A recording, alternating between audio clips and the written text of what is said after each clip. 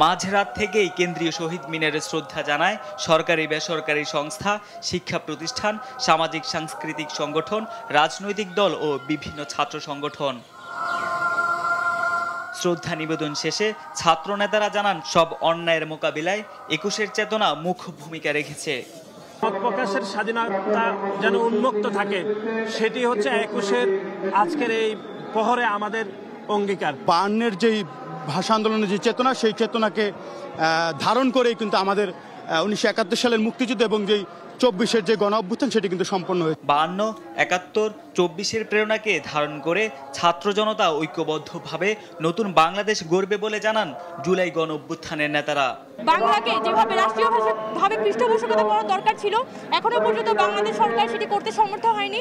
২৪-এর অভ্যুত্থানের স্পিরিটকে ধারণ করে ৫২, ৭১ দ্বারা উজ্জীবিত হয়ে আগামীর বাংলাদেশ তরুণ প্রজন্মের নেতৃত্বে ছাত্র জনতা ঐক্যবদ্ধভাবে গড়বে। ২১-এর চেতনা জাতি গঠনের প্রেরণা হিসেবে কাজ করে আসছে এবং আগামীতেও করবে এমন অভিমত রাজনৈতিক নেতাদের। ফ্যাসিবাদ বিরোধী সকল জনগোষ্ঠী আমরা আগামী দিনে সহ অবস্থান করার মাধ্যমে আমরা বাংলাদেশকে এগিয়ে নিয়ে যাব। বিএনপির পক্ষ থেকে শ্রদ্ধা জানাতে এসে দলের সিনিয়র যুগ্ম মহাসচিব রুহুল কবির রিজভী বলেন, আর যাতে কোনো ফ্যাসিস্ট না আসে সে লড়াইয়ে ২১ বড় প্রেরণা হয়ে থাকবে।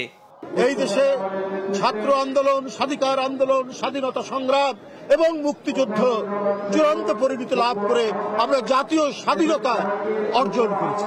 এই আন্দোলনের আবেদন আজকে বিশ্ববাসীকেও নাড়া দিয়েছে। দিবস কেন্দ্রিক নয়, মাতৃভাষার গুরুত্ব ও মর্যাদা দিতে হবে বছর জুড়ে, এমন মত দিয়েছেন শহীদ মিনারে শ্রদ্ধা জানাতে আসা নেতারা।